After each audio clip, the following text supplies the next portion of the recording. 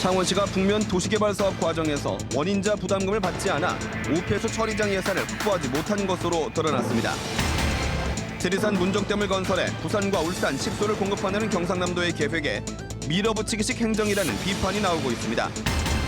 학교 납품 비리로 박종훈 경남교육감의 측근과 친인척 등이 무더기로 기소됐습니다. 박 교육감은 사과와 함께 재발 방지를 약속했습니다. 사라질 위기에 놓인 개항 100년의 역사, 통영지역 근대 문화유산을 복원해 관광자원으로 활용하는 방안이 추진되고 있습니다.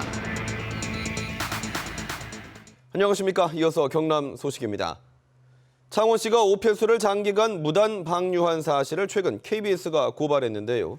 창원시가 대규모 도시개발 사업을 하면서 오폐수 부담금 등 수백억 원을 민간 사업자에게 부과하지 않아 빚어진 것으로 드러났습니다. 송윤준 기자의 보도입니다. 인분과 청소 소독제 등이 섞인 오폐수를 1년 넘게 낙동강 수계에 불법 방류한 창원시.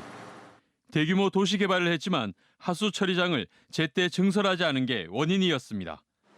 하수 처리장은 2년 전 완공 예정이었지만 돈이 모자라 아직도 건설 중입니다. 하수 처리장 건설 비용은 대규모 도시 개발 사업을 할 경우 택지 조성 비용에 포함시켜 토지 매입자에게 부과해야 하지만 이 과정이 빠진 겁니다. 미부과된 하수 처리장 비용은 오폐수 부담금 93억 원. 뒤늦은 국비 신청도 거절당했습니다. 환경부에서 본 사업은 전액 원인자 부담금으로 사업을 시행해야 되는 대상이라는 내용으로 국고 보조금이 지원되지 않은 사업이 되겠습니다. 폐기물 처리시설 설치 부담금 124억 원도 부과하지 않았습니다. 그만큼 민간 사업자만 토지를 싸게 구입한 셈이 됐습니다. 그 땅 소유자들의 부담이 훨씬 높아진다는 결론을 초래합니다. 그래서 아마 그때 당시에 정책적으로 그렇게 결정하지 않았나. 창원시가 원인자 부담금을 부과하지 않으면서 그 이득이 민간 개발 사업자와 땅 주인들에게 돌아가 특혜 시비도 피할 수 없을 전망입니다. KBS 뉴스 송현준입니다. 창원시는 불법 관로를 설치해 1년 넘게 오폐수를 무단으로 낙동강 수계에 방류시킨 책임을 물어 간부군 공무원 8명을 중징계, 하위직 공무원 4명을 경징계에 조치한다고 밝혔습니다. 창원시는 또 북면에서 발생하는 오폐수 일부를 대산 하수 처리장에서 처리할 수 있도록 이번 주까지 압송 관로를 추가로 설치하고 북면 하수 처리장 증설 공사의 준공일을 앞당긴다며 추가 대책을 발표했습니다. 경남민주노총과 경남시국회의는 내일 저녁 6시 창원 상남동 분수광장에서 2차 시국대회를 열기로 했습니다. 주최 측은 분수광장에서 집회를 열고 용호동 정우상가까지 행진하며 대통령 하야와 새누리당 해체를 촉구한다는 계획입니다. 이에 앞서 산청 간디고등학교 학생회 등 시민사회단체의 시국선언문이 잇따랐고 내일은 경남대학교 학생 1000여 명이 시국선언문을 발표할 예정입니다. 경상남도가 지리산에 문정댐을 건설해 부산과 울산 시민의 식수로 공급하겠다는 입장을 재차 밝혔습니다. 식수용댐 건설 자체도 논란이 일고 있는 상황에서 또 밀어붙이기식 행정이라는 비판이 나오고 있습니다. 김현수 기자의 보도입니다.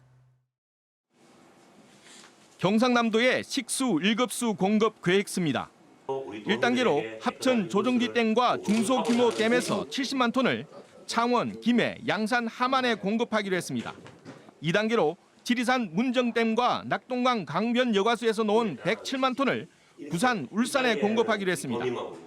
지리산 문정댐에서 77km 떨어진 낙동강 칠서 정수장을 거쳐 부산과 울산 지역 정수장으로 공급하는 계획입니다. 어떤 지역 경제라든지 서부권의 전반적인 어떤 개발 정책이라든지 관광 정책 이런 거를 위해서는 다목적 댐으로 건설이 되어져야. 경상남도의 이 같은 정책에 대해 환경단체는 어이없다는 반응입니다. 현실성 없는 잘못된 사업을 가지고 국토부랑 협의도 되지 않은 상황을 가지고 계속 언론 플레이만 하고 있는 거죠. 여기다 수혜 당사자인 부산시와 울산시와도 사전 협의도 안 된 것으로 드러났습니다.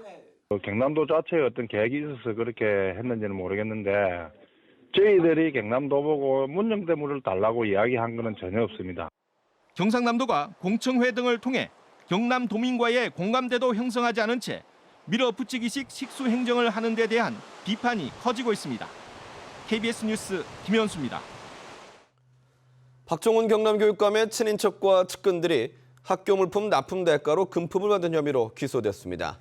검찰은 박 교육감이 납품 비리를 알았을 것으로 보이는 정황도 확인했다고 밝혀 논란이 되고 있습니다. 정유진 기자의 보도입니다.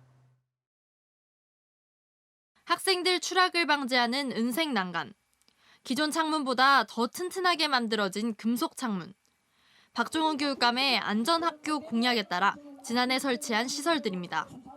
하지만 박 교육감의 측근과 친인척이 이런 물품 납품 대가로 돈을 받은 것으로 드러났습니다.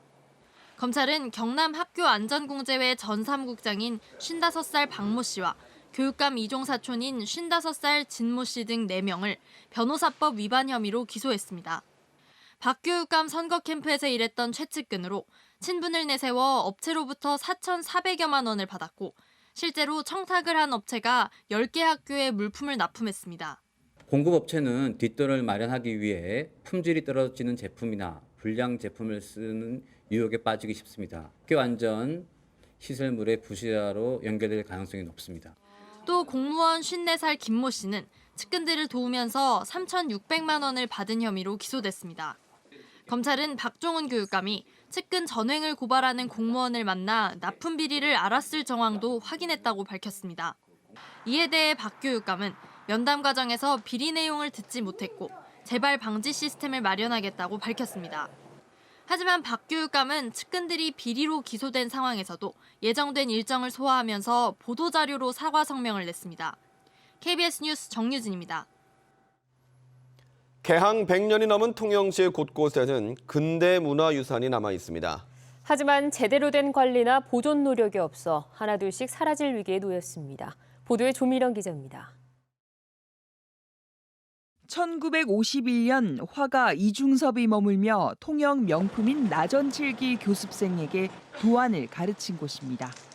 이중섭이 황소 연작을 그린 이곳은 당시 일본인이 건축한 목조 건물 양식이 그대로 남았지만 내년이면 철거될 위기입니다. 박경리 소설 김약국의 딸들과 토지의 배경인 하동집입니다. 조선식 기와지붕은 지난 1일로 100년을 맞았지만 별다른 보존 계획은 없습니다. 일제강점기 일본식 간장을 만들던 장공장도 같은 처지입니다. 집단적으로 어부들이 와서 살고 생산 활동을 한 것으로 알고 있습니다. 그래서 동영에 요 항남동에 즉상가옥 해가지고 일본식 가옥들이 참 많았는데 거의 다 없어지고 1910년 김춘수와 윤희상, 박경리 선생이 공부하고 통영 만세운동을 이끌었던 호주 선교사의 집은 도로가 생기면서 이미 철거됐습니다.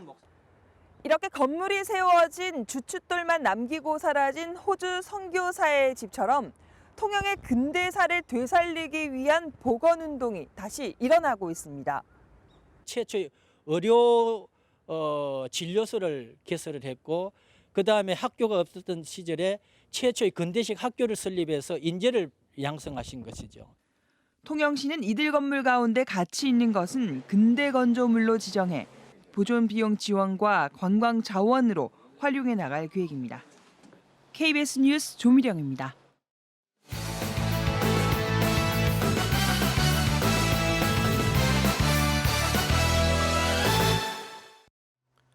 주요 단신입니다. 우리 해군의 1,800톤급 잠수함 8번째 함인 이범석함의 진수식이 오늘 대우조선 해양에서 열렸습니다.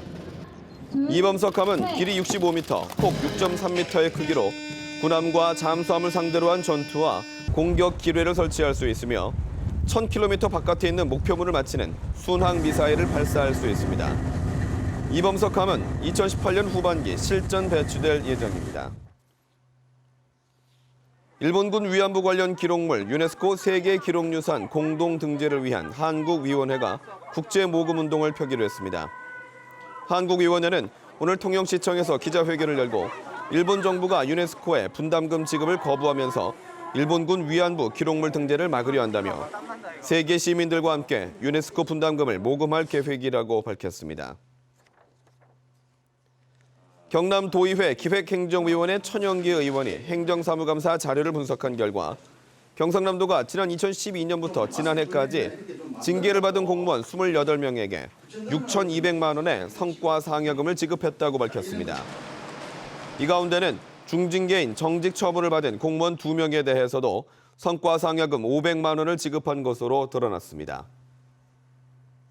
부산경찰청 해양범죄수사대는 정부의 4대강 살리기 보상금을 부정수급한 혐의로 한국골재협회 부산경남지 회장 62살 노모 씨와 S사 대표 68살 김모 씨를 불구속 입건했습니다.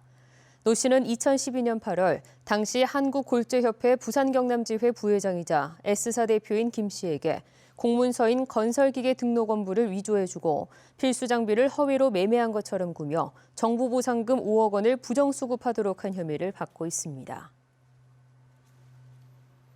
경남 소식이었습니다.